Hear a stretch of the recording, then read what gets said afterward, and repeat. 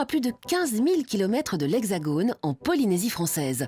Là-bas, les Tahitiens et les touristes s'enduisent d'une huile parfumée, le monoï. Un produit de beauté aux multiples usages et à la fabrication séculaire.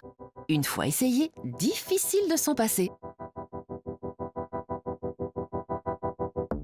Son odeur sucrée fait instantanément ressurgir des souvenirs de vacances. Le monoï est une huile hydratante qui s'exporte dans le monde entier et sa production est très codifiée.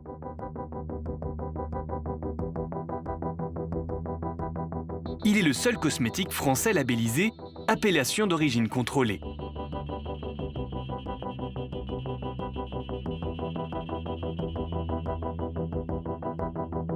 Le monoï est fabriqué en Polynésie à partir d'un emblème local, la fleur de tiare. Olivier Touboul la cultive sur ses plantations à Papara, au sud-ouest de Tahiti. C'est vraiment la fleur de l'accueil, de la bienvenue, de la joie en Polynésie.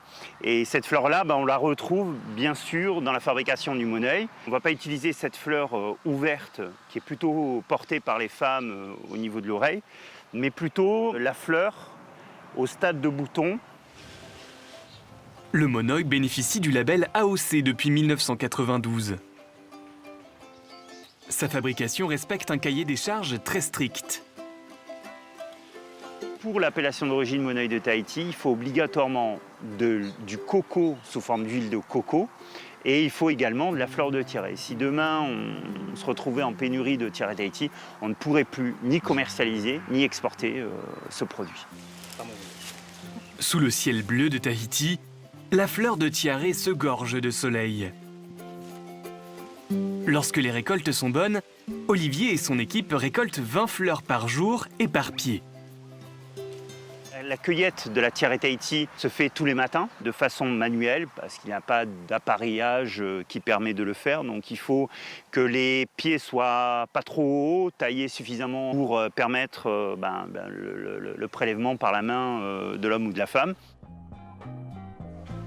Les fleurs sont ensuite acheminées dans cette usine où se déroule la production.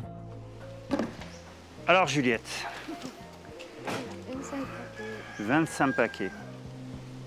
La première étape consiste à retirer les pétales. Les boutons sont regroupés dans ces sacs blancs. Ils vont ensuite reposer 10 jours dans des cuves d'huile de coco. Une fois qu'il est macéré, le monoï est filtré et immédiatement rempli dans des cubiténaires. Depuis les années 70, le monoï est principalement connu pour ses vertus hydratantes. Mais l'huile a bien d'autres fonctions. Une des propriétés qu'on lui connaît ici localement, mais qui n'était pas forcément connue en Europe, c'était son utilisation capillaire, donc pour regainer la fibre capillaire ou lui donner de la brillance. Depuis 3 à 4 ans, les gros développements qui se sont faits autour du monoï par des marques internationales ont été des spécialistes du capillaire. Olivier vend son monoï à des clients professionnels et des particuliers. Il a créé un concept original, le bar à monoï, pour que chacun élabore une huile selon ses désirs.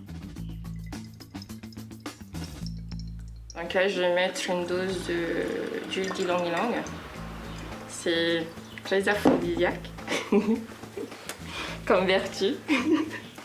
Ensuite, je vais continuer avec l'ananas.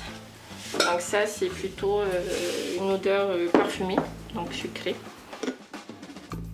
La possibilité de confectionner son huile à partir de 36 huiles de monoï différentes. Ça offre du potentiel et des combinaisons, pas infinies, mais presque. Avant d'être un produit commercial, le monoï était utilisé par les Polynésiens dans des rites traditionnels. Inatea Colombani dirige un centre culturel à Papara. Elle travaille à transmettre cette culture. Aux temps anciens, le monoï au fait permettait à la fois de garder le lien, pas seulement le lien social, mais intrafamilial au fait. Dès qu'un enfant naissait, et justement, il était déjà enveloppé dans du tapa également, mais le monoï, c'était le premier soin aussi, donc on appelle tavai, donc c'est vraiment oindre l'enfant. Inatea fabrique du monoï de manière artisanale.